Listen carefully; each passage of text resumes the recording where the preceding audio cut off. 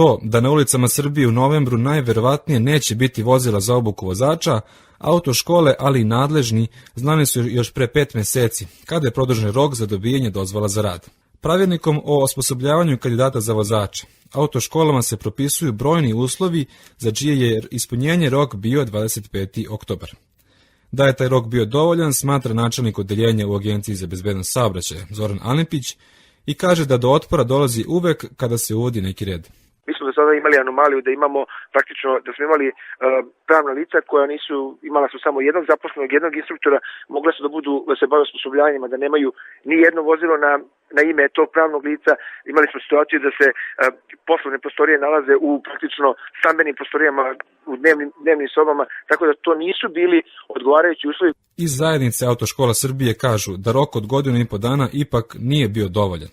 Predsjednik glavnog odbora Milomir Veselinović kaže da su oni koji su sastavljali pravilnik morali da uzmu u obzir stanje u školama, ali i da ne budu tako detaljni. Taj pregled je bio inkvizicijski. Tražila se makar kakva greška ili neispunjenje da se ne bi dobila dozvola. Najbolje škole to nisu dobile. Imamo katastrofalno smešne primjere, tragikomične. Pravilnik nalaže autoškolama da moraju da imaju po jedno vozilo za sve kategorije, digitalni tahograf za merenje brzine u njima i učionice od 25 metara kvadratnih.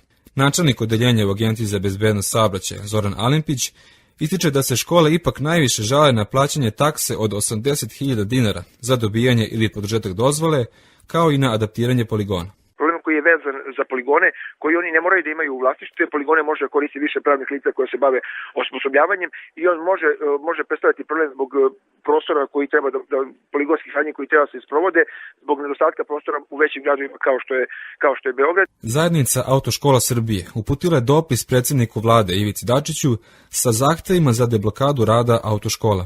Od premijera, pre svega, traže nastavak rada do izvršenja kontrole svih autoškola koje su podnele zahteve, kao i utvrđivanje novog roka do kojeg se moraju otkloniti nedostaci. Prema rečima Milomira Veselinovića, ukoliko zajednica ne dobije odgovor do ponedeljka, počinje protest.